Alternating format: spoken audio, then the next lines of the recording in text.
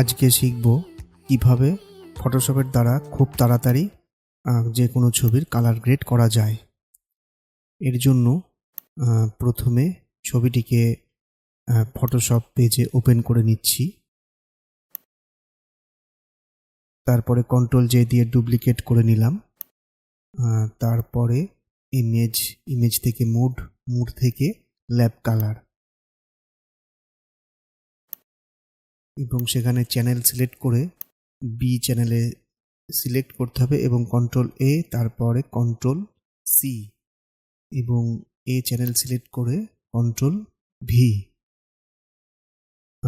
তারপরে এডিটে যেতে হবে, এডিট থেকে ফেড, এবং ফেড অপশানে গিয়ে 60% সিলেক্ট করে ওকে করতে হবে।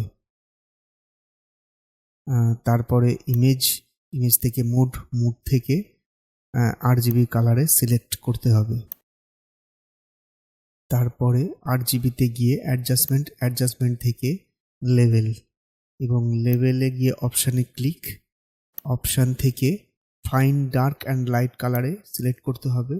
তারপরে RGBতে গিয়ে রেড কালার সিলেক্ট, এবং নিচে 225 সিলেক্ট করতে হবে। তারপরে ওকে।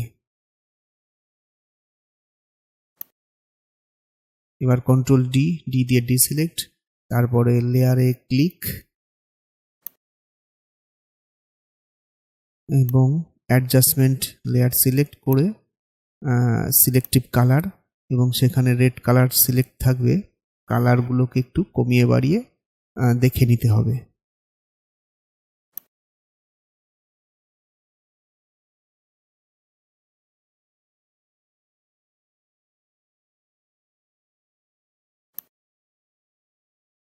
প্রত্যেকটি কালারকেই কমিয়ে বাড়িয়ে দেখে নিতে হবে।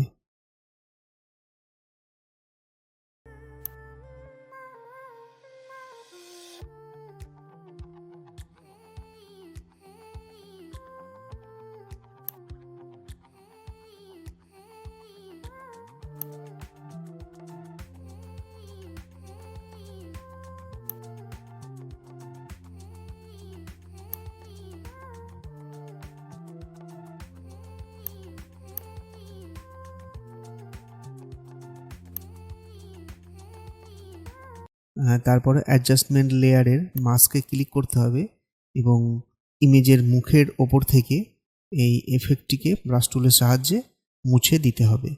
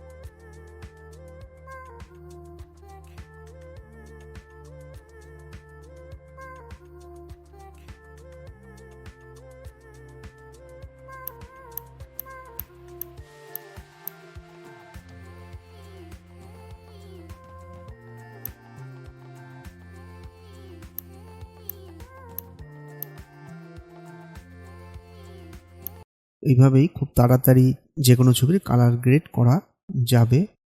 তো আরেকবার একটুখানি কালারগুলোকে একটু কমিয়ে বাড়িয়ে দেখছি।